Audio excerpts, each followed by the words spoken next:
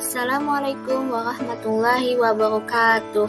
Hai, perkenalkan, kami peserta Laskar CPNS Kabupaten Kota Waringin Timur. Angkatan 1, kelompok 4, kami akan menyampaikan video animasi mengenai gagasan nilai-nilai ASN yang beraneka. Video ini dibuat oleh kelompok kami yang beranggotakan Siti Nur Halimatus Sadiah, Rodotul Hanana, Sri Rahayu Apriani, Supanto Edi, dan Susanti. Nilai-nilai dasar ASN atau yang disebut dengan aneka harus dimiliki oleh setiap ASN. Tujuan aneka adalah menjadikan ASN yang profesional, berdaya saing, dan berkompeten. Nah, sekarang kita akan melihat nilai-nilai aneka. Teman-teman, apa saja sih nilai-nilai aneka? Nah, nilai-nilai aneka tersebut terdiri dari akuntabilitas, nasionalisme, etika publik, komitmen mutu, dan anti korupsi. Sekarang kita bahas satu-satu ya, aneka dan implementasinya. Nilai yang pertama adalah akuntabilitas. Apa sih akuntabilitas itu?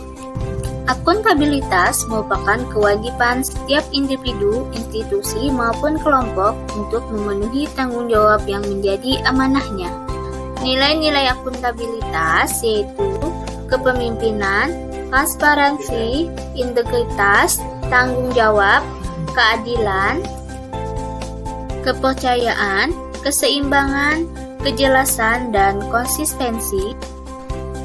Adapun implementasi nilai akuntabilitas di dalam sekolah seperti guru hadir dengan tepat waktu, selanjutnya memberikan pembelajaran kepada peserta didik dan tidak pulang sebelum waktunya. Adapun contoh lainnya seperti kepala sekolah bersikap terbuka dalam pengelolaan dana BOS. Nah, itulah tadi dua contoh yang termasuk dalam nilai akuntabilitas, yaitu tanggung jawab dan transparan. Nasionalisme. Nasionalisme adalah suatu sikap politik dari masyarakat suatu bangsa yang mempunyai kesamaan kebudayaan, wilayah, serta kesamaan cita-cita dan tujuan. Dengan demikian, masyarakat suatu bangsa tersebut merasakan adanya kesetiaan yang mendalam terhadap bangsa itu sendiri. Nilai dasar nasionalisme adalah: nilai pertama, ketuhanan yang Maha Esa. Nilai kedua, kemanusiaan yang adil dan beradab. Nilai ketiga, persatuan Indonesia. Nilai keempat, kerakyatan yang dipimpin oleh hikmat kebijaksanaan dalam permusyawaratan perwakilan. Nilai kelima, keadilan sosial bagi seluruh rakyat Indonesia. Penerapan nilai dasar nasionalisme mengajak peserta didik untuk berdoa sebelum melakukan pembelajaran dan sesudah melaksanakan pembelajaran sesuai agama dan kepercayaannya masing-masing, dan menghormati agama minoritas dengan cara berdoa tidak lantang. Sebagai seorang guru, maka saya tidak akan membeda-bedakan peserta didik. Saya akan memberikan mereka pembelajaran secara bersama dan secara adil, memberikan penilaian hasil pembelajaran. Selanjutnya adalah etika publik. Apa sih etika publik itu? Etika publik adalah refleksi tentang standar atau norma yang menentukan baik atau buruk, benar atau salah, perilaku, tindakan, dan keputusan untuk mengarahkan kebijakan publik dalam rangka menjalankan tanggung jawab pelayanan publik. Nilai dasar etika publik. Pertama, memegang teguh ideologi Pancasila. Yang kedua, setia dan mempertahankan Undang-Undang Dasar Negara Republik Indonesia tahun 1945 serta pemerintahan yang sah. Yang ketiga, mengabdi kepada negara dan rakyat Indonesia. Yang keempat, menjalankan tugas secara profesional dan tidak berpihak.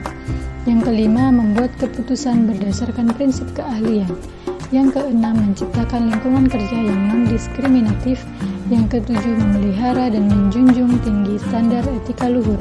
Yang kedelapan, mempertanggungjawabkan tindakan dan kinerjanya kepada publik.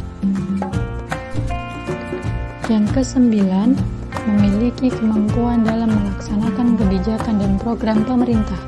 Kesepuluh, memberikan layanan kepada publik secara jujur, tanggap, cepat, tepat, akurat, berdaya guna, berhasil guna, dan santun. Yang ke-11, mengutamakan kepemimpinan berkualitas tinggi. Yang ke-12, menghargai komunikasi, konsultasi, dan kerjasama. Yang ke-13, mengutamakan pencapaian hasil dan mendorong kinerja pegawai. Yang ke-14, mendorong kesetaraan dalam pekerjaan. Yang ke-15, meningkatkan efektivitas sistem pemerintahan yang demokratis sebagai perangkat sistem karir. Contoh penerapan nilai dasar etika publik. Yang pertama, memberikan pelayanan PPDB dengan salam, senyum, dan sapa. Yang kedua, melaksanakan pembelajaran daring selama masa pandemi COVID-19.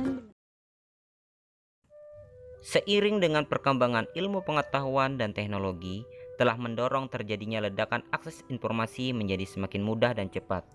Komitmen mutu pada proses pendidikan dapat dilaksanakan pada pembelajaran di kelas. Sebelum memulai pembelajaran, guru wajib membuat dokumen pendukung seperti silabus pembelajaran dan rencana pembelajaran. Kedua dokumen tersebut digunakan guru sebagai acuan kegiatan apa yang akan dilaksanakan di kelas. Rencana pembelajaran berisi langkah-langkah detail kegiatan pembelajaran yang dirinci untuk setiap pertemuan. Selain itu, berisi model evaluasi dan referensi yang digunakan. Dokumen tersebut digunakan untuk menjamin komitmen mutu proses pembelajaran di dalam kelas. Inovasi yang dapat dilakukan dalam proses pembelajaran adalah dengan memanfaatkan perkembangan teknologi. Terakhir, yaitu anti korupsi. Korupsi adalah kegiatan yang merugikan negara dan merusak sendi-sendi kebersamaan serta memperlambat tercapainya tujuan nasional. Korupsi bisa dikatakan sebagai sebab awal hancurnya sebuah negara.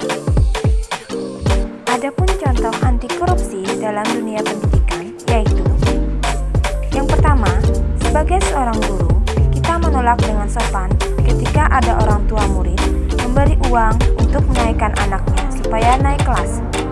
Contoh yang kedua, kepala sekolah dan dewan guru tidak menggelapkan dana BOS untuk kepentingan pribadi maupun golongan.